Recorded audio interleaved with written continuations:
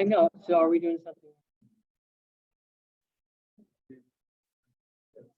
I thought so. Okay, I'm ready.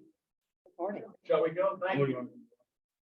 So good to see everybody. Thank you for coming back on this beautiful, beautiful Father's Day. As you know, we are exploring who were leaders in the early church. And we started with the Pauline and this remarkable woman named Phoebe.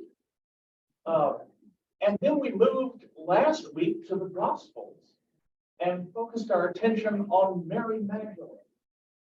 This week, we move an apocryphal gospel, an apocryphal Acts, actually, called the Acts of Paul and Thecla. And we're going to focus on Thecla. It's her story that we will be telling today. This document, it belongs to the apocryphal Acts, and in terms of its genre, its character, the great University of Chicago New Testament scholar Edgar J. Goodspeed referred to this as, quote, a religious romance. And that's accurate. It resembles the novels, the Greek and Latin novels that were becoming so popular in the first century. And this is clearly a novel. It's about an intimate relationship, a relationship of love, of faith, of sacrifice between Paul and this remarkable woman from Iconium in what is now Turkey, named Thecla. It is difficult to date the composition of this writing. The earliest mention of the text is by Tertullian, the North African church father. He refers to this work in an essay that he wrote on baptism, De Baptismo, which was written probably about 190 AD. So we are deep into the 2nd century. But the text is clearly older than that. Jerome, another of the church fathers, who was very interested in chronology, says that the Acts of Paul and Thecla were written sometime between the death of Paul and the death of John, the Apostle John. Well, if that's true, if Jerome can be believed, that would push the composition of the work back into the late 1st century, perhaps the early 2nd century. But it's just hard to be certain when this was written. Now, I'm sure you're wondering, was Thecla a real person? Is she a historical figure? And the answer is probably no. There are no references to her in Paul's letters, no references in the writings of the so-called church fathers. But I would argue that she is a representative character. She represents all those women that we've already encountered that were part of the Pauline missionary effort. So she is representative, I think. And that's the argument that is made by Jeremy Barrier, who happens to be one of my students and who published his dissertation on the Acts of Paul and Thecla. So I'll proudly circulate that book around.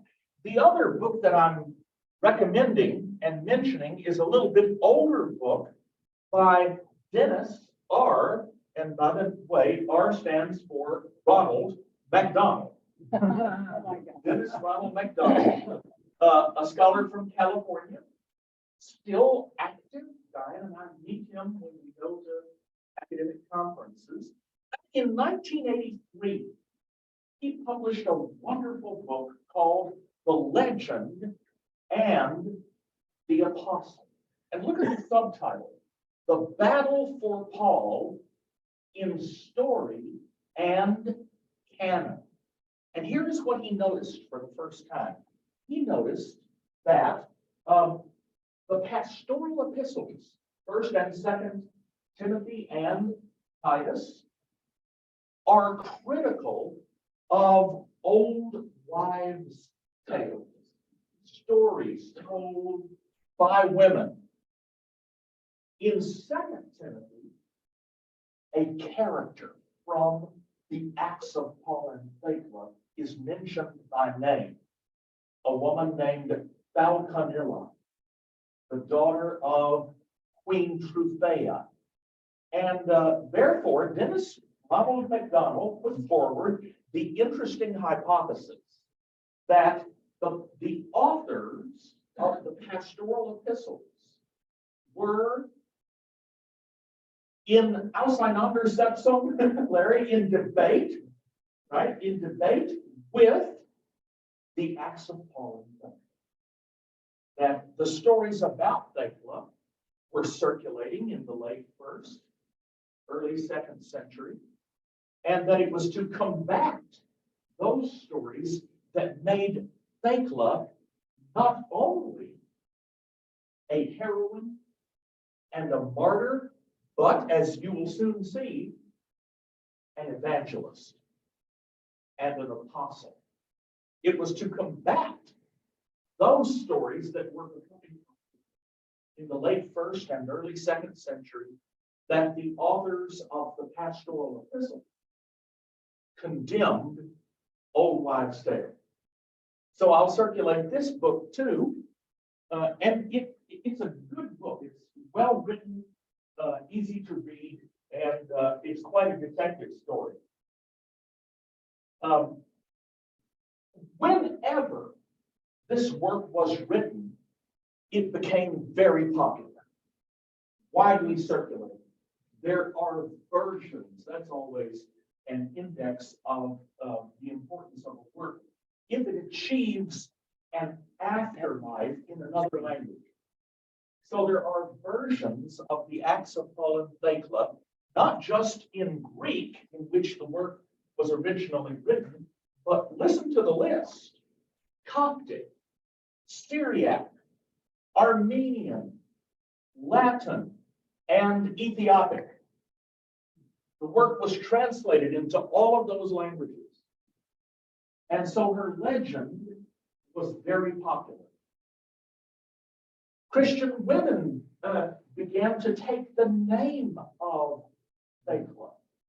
Christian parents began to name their daughters Thecla. And one such person is attested in Rome at the end of the 2nd century. And as we will see in a couple of weeks, the sister of Gregory of Nyssa in Asia Minor, her secret name within the family, known only to family members, was Thecla. Her public name was Macrina. The story of Thecla is set, the fictional setting is on Paul's first missionary journey, when Paul traveled through Iconium. And according to the book of Acts, chapter 13, Paul actually visited the city where Thecla lived. And one of the characters in the Acts, Onesiphorus, with whom Paul resided as he passed through Iconium, Onesiphorus is actually mentioned in 2nd Timothy, which is another reason that Dennis Ronald McDonald thought that the Acts of Thecla and the pastoral epistle were in conversation with one another. Now, let's just work our way through the narrative. And I'll provide commentary as we go, and I invite you to ask questions, because it's possible you've never read this story before.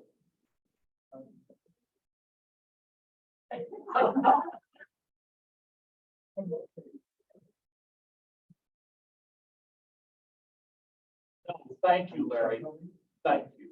The only clue that we have to authorship is a statement that is made by Tertullian at the end of the 2nd century in his writing on baptism.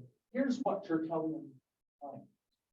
He claims that the author was a presbyter from Asia Minor, from Turkey, who compiled the work. And when the presbyter was identified as the author, according to Tertullian, he confessed that he had written it, and he was deposed from his office for having attempted to foist a legend, a fabrication, as if it were scripture, one of the apostolic acts. Now, that's what Tertullian said. What do historians believe today? People like my student, Jeremy Barrier. The story of Thecla belongs to a larger document entitled The Acts of Paul. And that document is clearly composite. It's not one unified writing. It's composed of several parts. One of those parts is a letter attributed to Paul called 3 Corinthians. Have you ever heard of it? Very interesting.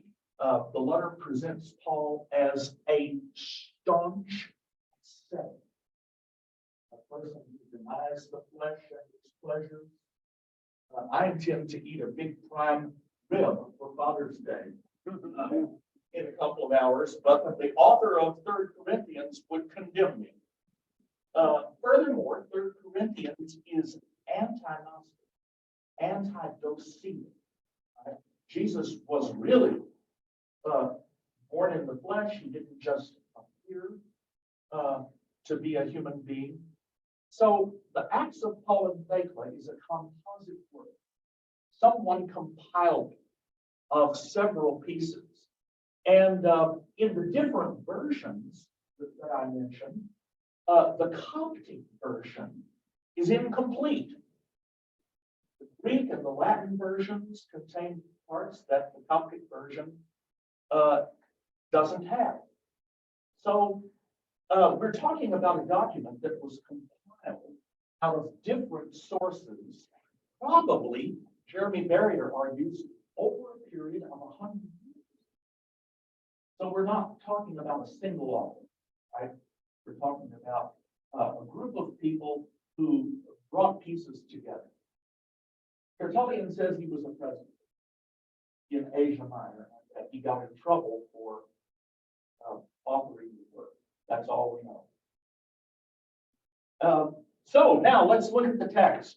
It begins with Paul going to Iconium after he fled from Antioch, and he journeyed with him Demas and Hermogenes, the coppersmith, who were full of hypocrisy. You may know that these people are hanged and condemned in the pastoral. And they flattered Paul as though they loved him.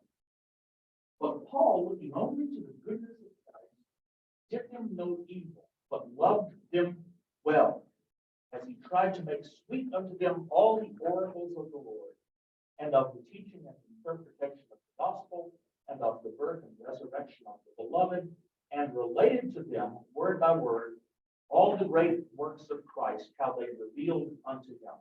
And notice that the Coptic manuscript here adds how Christ was born of Mary the Virgin and of the seed of David. So making this conform to the confession of faith. Now, look what happens next.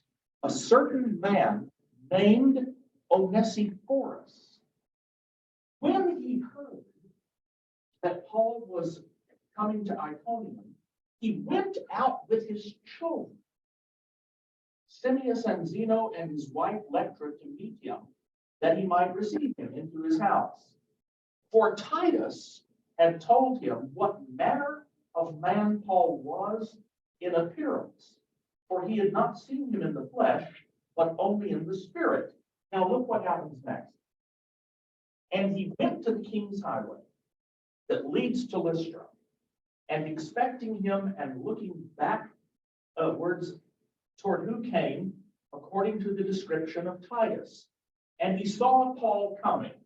And now, colleagues, we have the only surviving physical description of Paul. We have no physical descriptions of what Jesus looked like. Not one. Unless you put faith in Veronica's veil and in the shroud of Turin, right? But we do have a physical description of Paul. And scholars debate whether this description is based upon authentic tradition, on living memory. And so he saw Paul coming, a man little of stature, thin-haired upon his head, crooked in the legs, bow-legged, of a good state of body, with eyebrows that joined. So he was what? Unibrow. Right? And a nose somewhat hooked, but he was full of grace. For sometimes he looked like a man, and sometimes he had the face of an angel. As I said, scholars debate about the authenticity of this portrait. The German authors of the Apocryphal New Testament, Schneemelcher, Wilhelm Schneemelcher, he argued that this is a description of a typical Jew in antiquity. Robert Grant, my teacher in patristics at the University of Chicago, adduced parallels to this, describing the ideal field general. So why bow-legged? So he can stand firmly planted on the ground, with the eyebrows that meet and mingle, and a hooked nose. There are ancient descriptions of a field general that contain some of these elements. And so Grant argued that the author of the Acts of Paul and Faithful was portraying Paul as God's general, leading the gospel across the Mediterranean. In one of my books, Paul the Full of Christ, I found that several elements in this description correspond to portraits of the fool in the ancient mind and comedy. The fool is bald, with the hooked nose and unibrow, face full of mirth or friendliness. And so Paul refers to himself in 1 Corinthians as what? The fool of Christ. So I argued in my book that the author of the Acts of Paul and Thecla was portraying Paul as what he said he was, the fool of Christ. Some scholars debate the authenticity of this physical description. And when Paul saw Onesiphorus, he smiled, and Onesiphorus said, "Hail, you servant of the blessed God." And he said, "Grace be with you and with your house." But Demas and Hermogenes were envious and stirred up their hypocrisy yet more. So Demas said, "Are we not the servants of the blessed? Why did you greet us in this way?" So Paul then enters the house of Onesiphorus, and he begins to teach. And the rest of the first page gives a summary of Paul's teaching. And you can see that it is in the form of Beatitudes. So Paul is passing on the tradition about Jesus. But notice that the emphasis upon asceticism, upon denying the flesh, is found here. Blessed are they who have renounced what? The world, for they will be well-pleasing to God. Blessed are they that possess their wives as though they what? Had them not, right? For they shall inherit God. So it's an ascetical sermon in many respects. So what happens next, if you turn to the second page and look at the paragraph that is numbered 7. While Paul was giving this sermon full of beatitude in the midst of the house church, right? He's in the house church of Onesiphorus. A certain virgin named Thecla, whose mother was named Theoclea. She was betrothed, she was engaged to a young man who, as we will see, is politically very prominent, a wealthy citizen named Thamyris. Thecla was sitting next door to the house where Paul was preaching, and she was sitting by the window, and she was listening day and night to the words that Paul spoke concerning what? Chastity. Now, this is an interesting feature of this text. As you will soon see, Thecla refuses to marry her betrothed, Thamyris.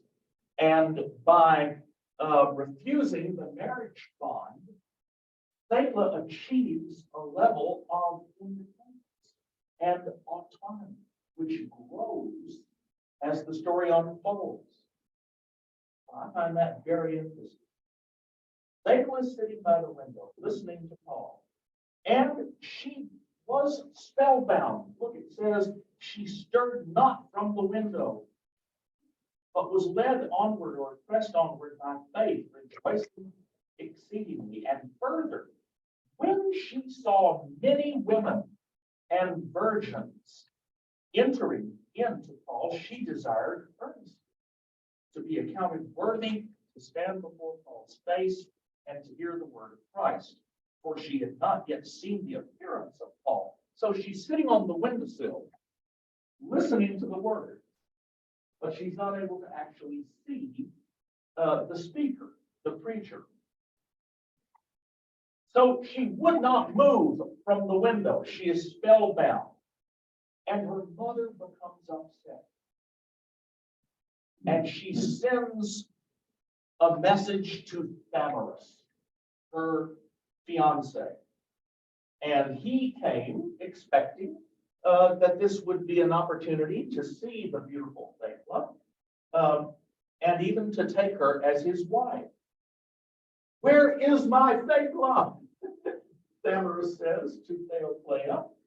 And then Theoclea says, I've got a story to tell you. For 3 days and nights, Thecla will not leave the windowsill, not even to eat or to drink, but looking earnestly as if she is witnessing a spectacle. She pays such attention to the words of a stranger, his deceitful words, and I marvel how the great modesty of the maiden is so hardly beset. So Thamyris is outraged, and he stirs up the men of the city, the whole city of the Iconians. And they are worried because Thecla is not the only one who is being attracted by Paul's message of chastity. Paul says, fear only God and live chastely. And look what Theoclea says about her own daughter. And my daughter too, like what? A spider at the window. That would be a great title for a book about Thecla, wouldn't it? The spider at the window. Bound by his words, is held by a new desire and a fearful passion, for she hangs upon all the words that you speak. The maiden is captured, but go and speak to her, for she is engaged to you. And so Thamyris went to her, loving her and fearing at the same time because of the ecstasy that is gripping her. And he says, Thecla, my beloved, why are you sitting there like that? And what passion is it that's holding you in such amazement? Turn to me, your Thamyris, and be ashamed of your behavior. And her mother said the same thing. Thecla, why are you sitting there saying nothing and looking downward as if you are stricken? And they began weeping. Thamyris, because he was afraid he would lose his wife, and Theoclea, fearing that she would lose her child. And therefore great confusion and mourning gripped the house. And while all this was going on, Thecla is still paying attention to Paul. She won't let go of his words, holding on to his speech. But Thamyris, next page, leaps up and goes out into the street. And he watched those who came and went from the house where Paul was preaching. He saw two men striving bitterly with one another and said to them, you men, tell me who you are. And who is that person who is within the house? Now, these are the bad guys in the story. We've already met them, Demas and Hermogenes, who are criticized in the pastoral epistles. And Thamyris promises to give them money because he is a chief man of the city. So if you will just be a snitch on Paul, I will reward you. And Demas and Hermogenes said to him, who this man is, we don't know. They try to deny that they know him. But he is defrauding young men of their wives and maidens of their husbands, saying, you have no resurrection. You won't experience the resurrection unless you remain chaste and do not defile your flesh, but keep it pure. And Thamyris said to them, come with me, men, into the house, refresh yourselves. And so they went and had a big banquet with costly food and wine, a brilliant table. And Thamyris did all this because he loved Thecla and desired to take her as his wife. And at dinner, no doubt after Demas and Hermogenes had plenty to eat and drink, Thamyris said, tell me, men, about his teaching, so that I may know it. For I am greatly afflicted with concern for my Thecla, that she has fallen in love with a stranger, and I'm defrauded of my marriage. So Demas and Hermogenes counsel Thamyris to drag Paul before the governor, because he is persuading the multitudes of a new doctrine, the doctrine of the Christian. And in that way, you can destroy Paul and reclaim your fiance. And so, when Thamyris heard this, he was full of envy and wrath, and he rose up. He went to the house of Onesiphorus with the rulers and officers and said to Paul, you are the destroyer of the city of the Iconians. And she was engaged to me. And now she will not have me. So let us go to the governor. And all the multitude went away. They've all been corrupted by this man. They rose up together. And standing beside the judgment seat, Thamyris cried out, O proconsul, this is the man who is destroying the values of our city, teaching maidens not to marry.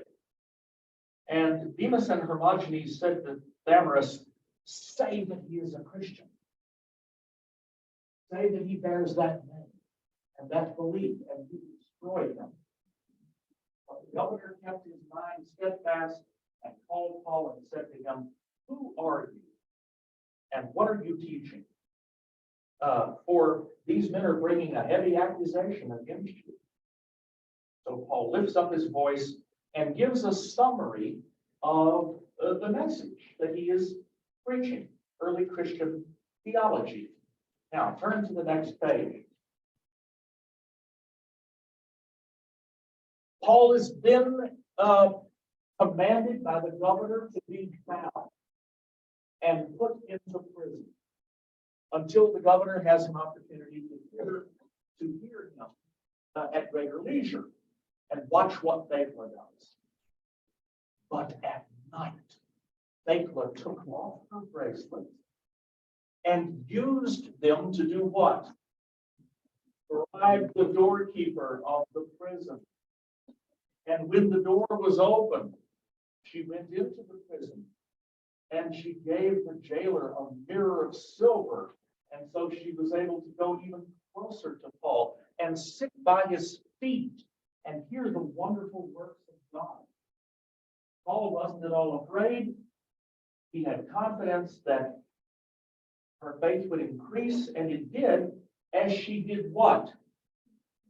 Kissed his chains. Now, I think it is so interesting the way in which the author is beginning to develop what we might today call Platonic love, right? A higher spiritual love that preserves chastity, and yet it is a form of love. She is kissing Paul's chain.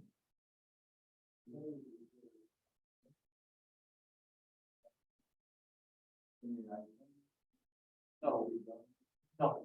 Unfortunately, there's no mention of him, but we will see later that when Thecla comes to Antioch, she is protected by a woman, a very wealthy woman, who is called a queen, Tryphena.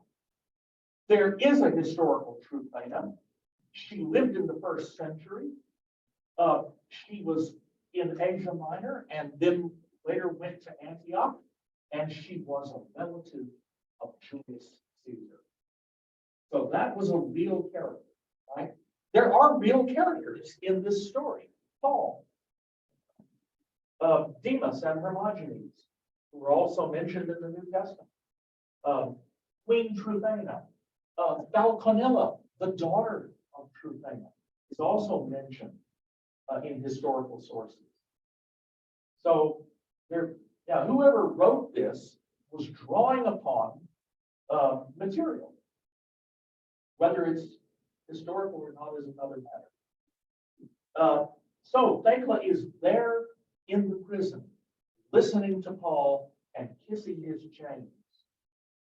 And so they were looking for the people from her own household, and of course Thamyris. They are searching the streets. And one of the fellow servants of the doorkeeper batted her out. He said, "She has gone to the stranger inside the prison." And so they found her there, bound by affection.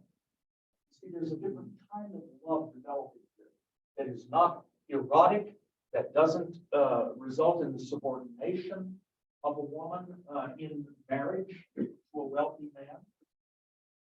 And so now Paul and Thecla are both in trouble.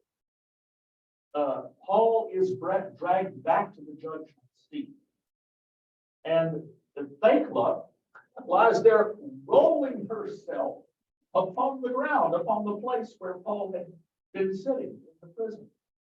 So the governor commanded her to be brought as well to the judgment seat. And she goes, exulting with joy. And when Paul was brought a second time, the people cried out more vehemently. The author here is sketching a mob scene, a tumult, a riot, such as often happened in the cities of Asia Minor in this period. And the mob is shouting, He is a sorcerer. Away with him. But the governor heard Paul glad concerning the holy works of Christ. He took counsel and he called Thecla and said, why will you not marry Damaris according to the law of the Iconians? But she stood looking earnestly upon Paul. And when she gave no answer, her mother Theoclia cried out, saying, burn the lawless one. Oh my goodness. Look at the violence here. She not only wants Paul to be persecuted, she's asking the governor to burn who? Her own daughter. The lawless one. Burn her that is no bride in the midst of the theater. That all the women which have been taught by this man may be frightened. So the governor was greatly moved. He had Paul scourged and sent out of the city. But Thecla, he condemned it to be what? Burned. Now watch what happens. Everyone came to see the dreadful spectacle. Spectacles like this did happen in Roman amphitheaters. Roman historians like Tacitus relate that in Nero's amphitheater at Rome, Christians were burned. They were tied to posts and set alight. There's a paragraph in Tacitus that describes that. So everyone is coming to see the dreadful spectacle of Thecla immolated. And so the boys and the maidens brought wood and hay, paragraph 22, to burn Thecla. And she was brought in what? Naked. This really is very much like a first, second century novel.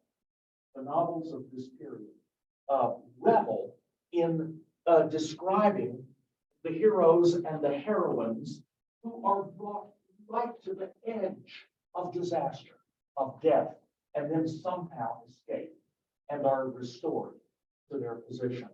So Thecla is placed upon the wood, and the executioner mounts the fire. But she does what? Makes the sign of the cross. And she goes up to the wood, and they lighted it, and a great fire blazed forth. The fire took no hold on her, for God had compassion on her and caused a sound under the earth, and a cloud overshadowed her above, full of rain and hail. And all of the vessel of that cloud was poured out upon her, and the fire was quenched, and Thecla was preserved. Now, as you will see, this is only the first of several miracles in which God preserves the life of Thecla for a greater work. Meanwhile, Paul has been fasting with Onesiphorus and his wife in an open tomb of the kind that Diane and I saw when we traveled to Hierapolis and other cities of Turkey. And when many days were passed, the boys said to Paul, we're hungry after all of this fasting. And so they all went to the house. Paul took off his upper garment and said, go, child, and buy something for us to eat. And when he was buying it, he saw his neighbor, remember the house of Onesiphorus stands beside the house of Thecla. He saw his neighbor Thecla and was astonished that she had not been killed in the arena. And asked Thecla, where are you going?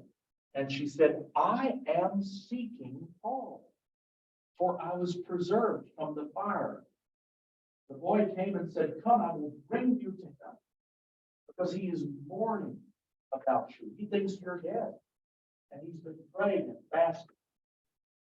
So they came to the sepulchre where Paul was, and he found out that the fire did not take hold of Thecla, that God had spared her. And there was, look at paragraph 25. Once again, the author is transforming the nature of love. See, Thekla's, the love of Thamyris for Thekla that would have bound her in marriage is being transmuted here into a higher spiritual love. Look at paragraph 25. And there was much love within the sepulchre. For Paul rejoiced, and Onesiphorus, and all of them. They had 5 loaves and herbs and water and salt. They rejoiced for the holy works of Christ. And Thecla said to Paul, now look at this. I will cut my hair. She's going to cut her hair off and follow you wherever you go. Now, what is the significance of that? Anyone know? Well, by cutting off her hair, she would be removing one of the markers of her gender identity. But there's another issue here. Has anyone here been to Pompeii? Okay. When you were in Pompeii, did you happen to visit any of the 29 brothels that have been identified? Yes, former brothels.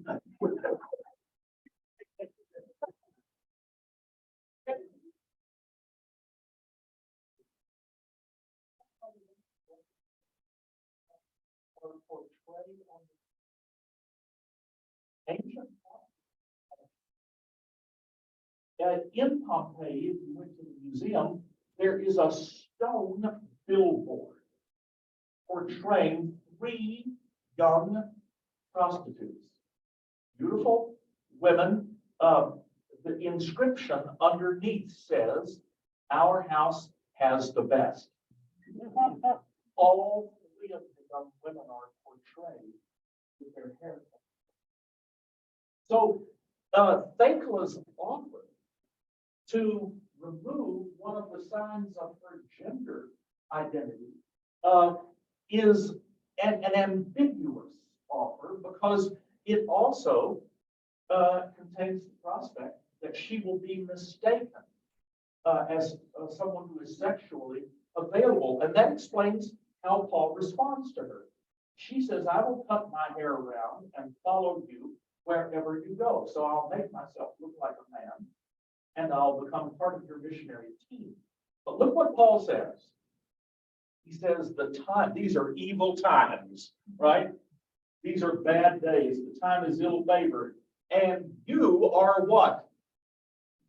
You're a looker, right? You are a good-looking young lady.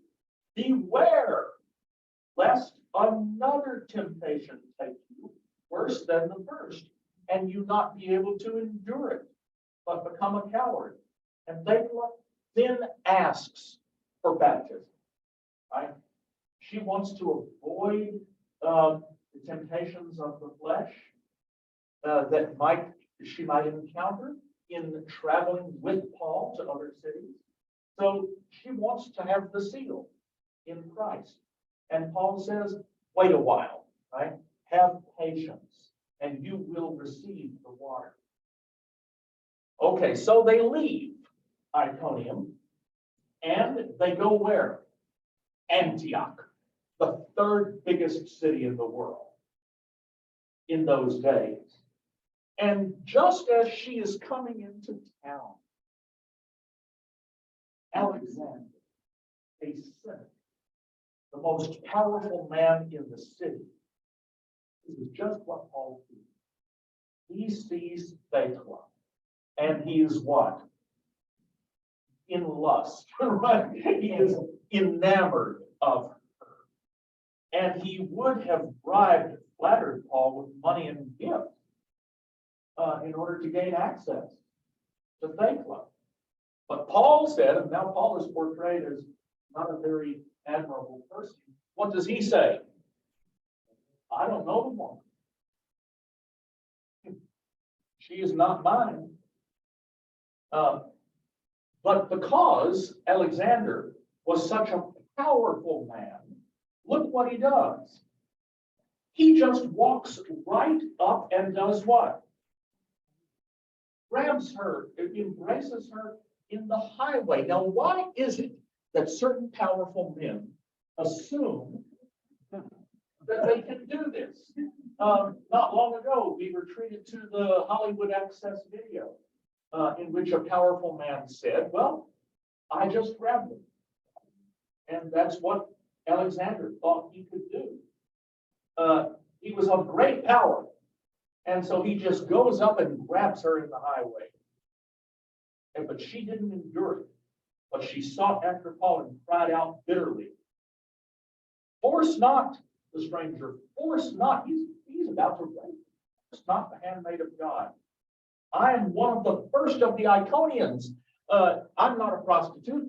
I'm not a nobody. I'm a distinguished citizen of Iconia. Because I would not marry Thamyris, I've been cast out of the city. And she caught at Alexander and did what?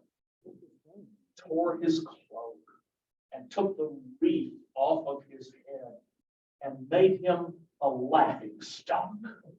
Wow. Well, he was then still in love with Thecla, but he was also ashamed at what had happened to him. And so he wants revenge. He wants to drag her before the governor and have her condemned to fight with wild beasts in the arena. But the women, it says, notice how the women here begin to come forward as a group and as supporters of faith. They were amazed and they cried out at the judgment seat, this is an evil thing you're about to do, an impious judgment. And Thecla asked of the governor that she might remain a virgin until she had to go to the feast fight. And then there steps forward a very rich woman, Tryphena by name. This is the kinswoman of Julius Caesar. And this is a real historical character who is attested in literature and on inscriptions. And her daughter had died. And so she takes her into her keeping and had her for a consolation. You see what's happening here? Not only is the nature of love being purified and transmuted into something more spiritual and higher, the nature of a family is being redefined. Tryphena has lost her daughter, so she takes Thecla as a newborn to console her. So the day comes for the beast fight. And these kinds of beast fights were frequently staged in the amphitheaters of Greco-Roman cities. The same historian, Tacitus, who describes how Christians were burned by Nero, also describes how they were thrown to the beast. They were sewn into animal skins and thrown to lions and bears. And that's what's about to happen here. So the beasts were brought, and they tied Thecla to a fierce lioness. Notice that it's not a lion, it's what? A lioness. Notice the gender, the role of gender here. And Queen Tryphena followed after her. But the lioness, when Thecla was set upon her, licked her feet, and all the people marveled. And the women and children cried out, "Oh God, an impious judgment comes to pass on this city."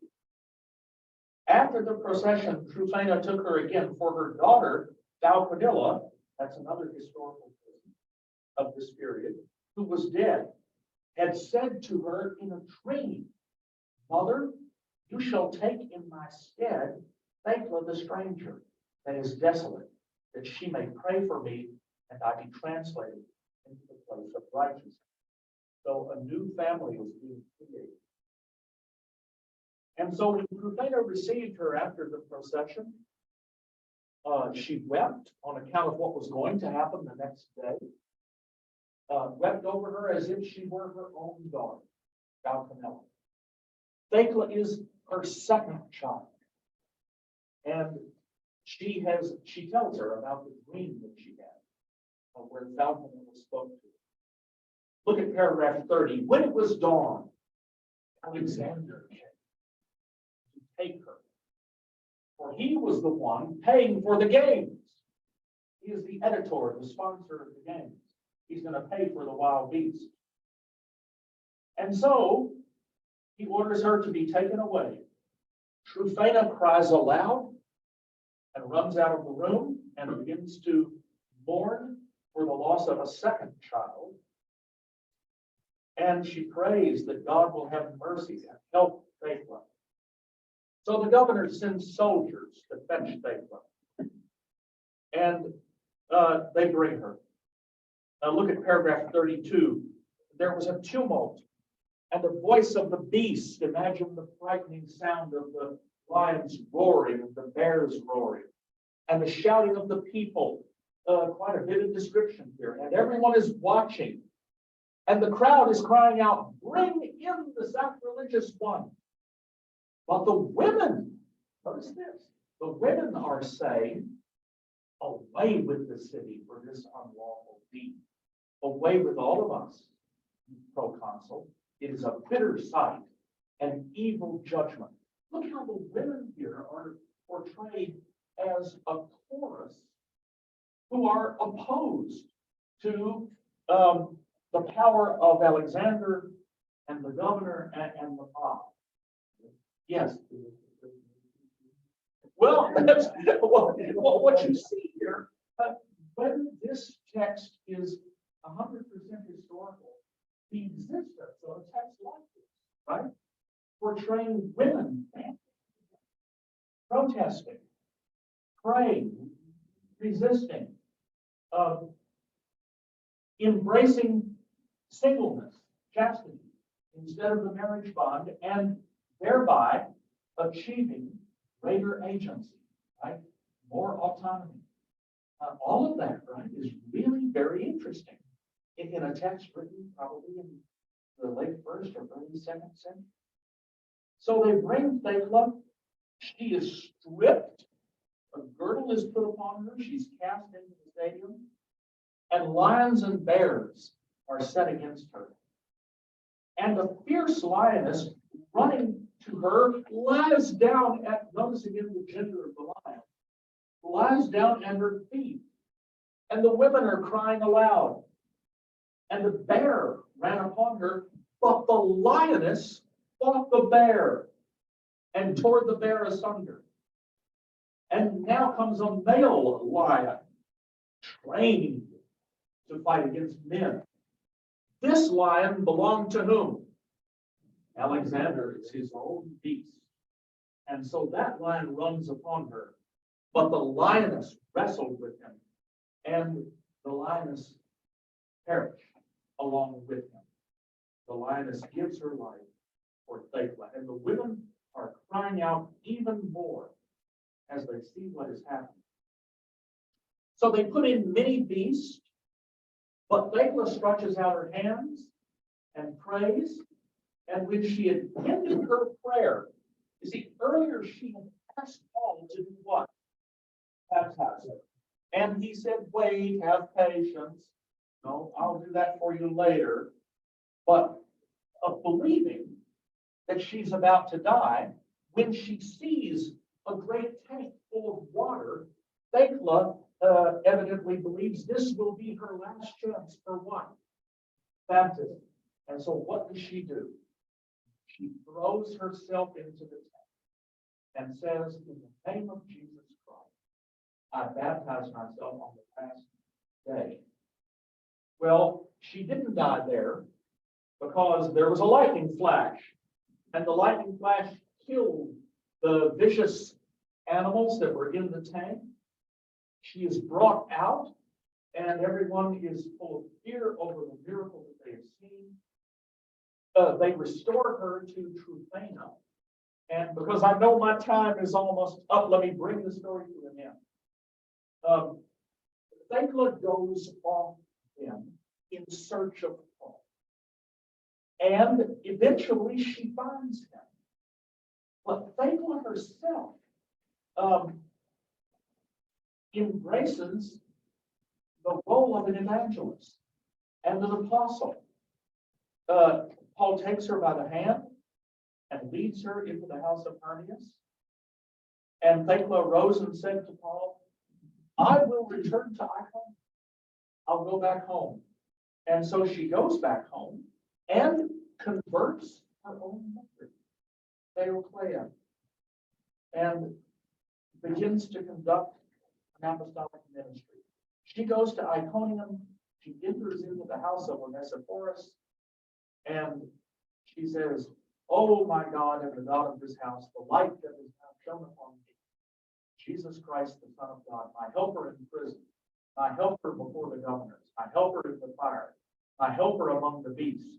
You are God, and unto you be glory forever. He found that Damaris was dead. Her mother was still living. She saw her. Theoclea, my mother, can you believe that the Lord has saved me? And if what you desire is money, I will give it. If you desire a child, she is standing in front of you. I'm here before you. And after having so testified, she went into Seleucia, and after she had enlightened many with the word of God, she slept with it. So there's the wonderful story of Thecla. Wow. And it's really astonishing, isn't it? Yeah. That such a text was written probably in the 2nd century that describes the apostolic ministry of a woman. Questions, comments? Yes.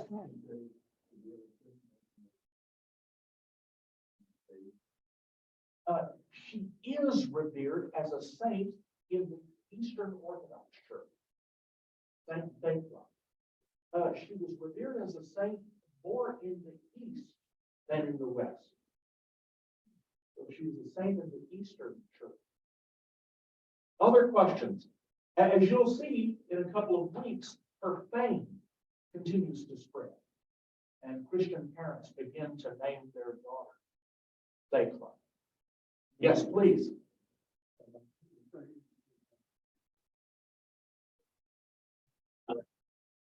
I should have introduced it a few weeks ago.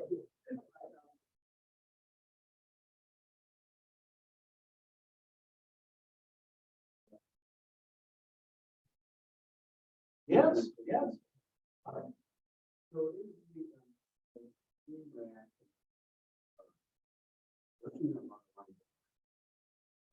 a reaction and what Exactly. the family. That's really what the thing is. Probably the thing In 1 Corinthians, Paul discusses the subject of marriage, and he even discusses the situation of a young woman who doesn't want to have a virgin. He is. Paul says if you are married to a non-believer and they are content to remain with you, stay married. So Paul endorses marriage, but Paul says it would be better if you were single like me, right? And he tells those who have financial responsibility for unmarried women, for virgins, to treat them well, to take care of them. So there is already some of that in Paul.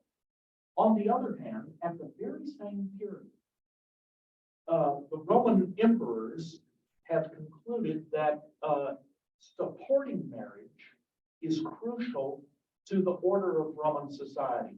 Augustus enacted a series of marriage laws that penalized divorce, that rewarded women who had more than one child, that placed fines upon men who did not get married. So marriage was viewed as a civic duty, and it is crucial to the maintenance of a well-ordered society. Paul's contemporary, a Stoic philosopher named Musonius Rufus, wrote a little essay on marriage, talking about how important it is. Yes, Larry.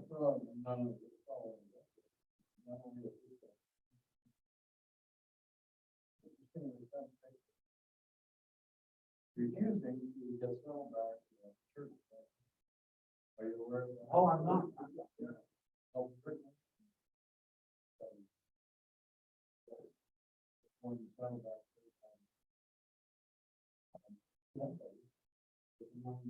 Southern Baptist, we do have ordination of that plan. And they picked him out of the Southern Baptist section. He petitioned to be reinstated and other places still are.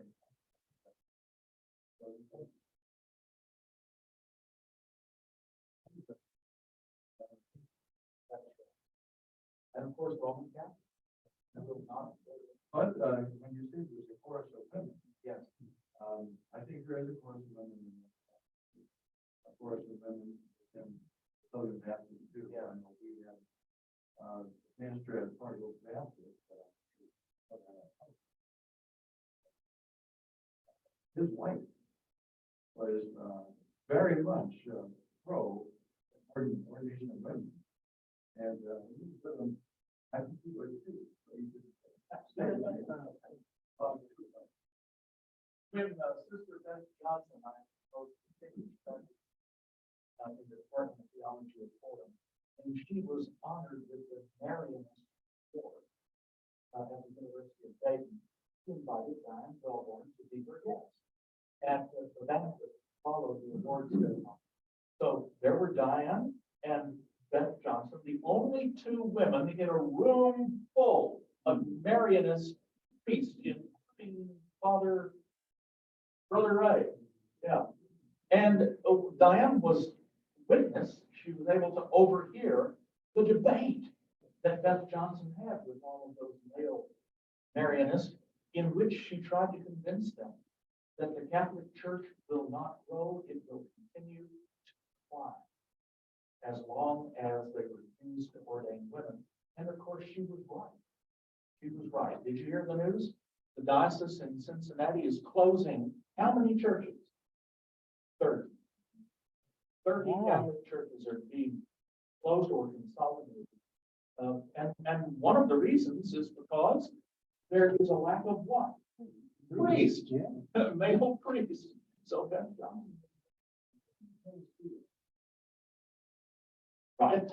Right. Well, there are other forces. There are other forces that work. Well, I hope that you have enjoyed encountering the story of Thecla. Whether she was a real historical personage, I don't know. But her story provides insight into the values of a group of women who were active in this period, telling stories like this, beginning to exercise their authority in a spiritual way. And I think the authors of the pastoral epistles, I think Dennis McDonnell is right that there is a debate going on in this period between a movement of women and the patriarchal attitude of the authors of 1st and 2nd Timothy and Titus. Yes, John.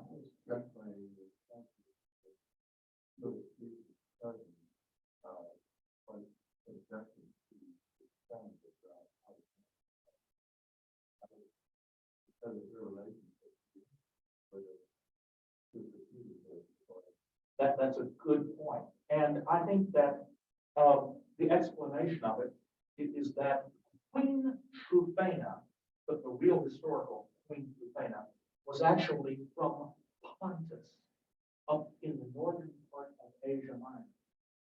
But in the story of the Acts of Paul and Thecla, where is she? In Antioch, where she wouldn't have had much power. Alexander is what? The chief man of Antioch, the chief citizen of Antioch. So it's interesting that in this period, there were overlapping citizenships. If you are the first man of Antioch, you may have more power within that city. But Queen Trufena would have had power in the empire as a whole. And these tensions between citizenships, right, are found in a number of sources. Yes. Like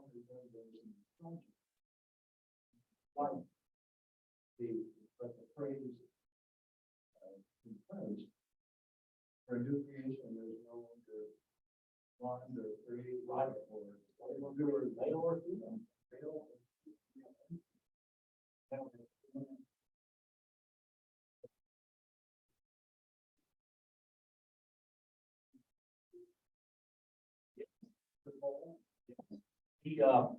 This formula, which is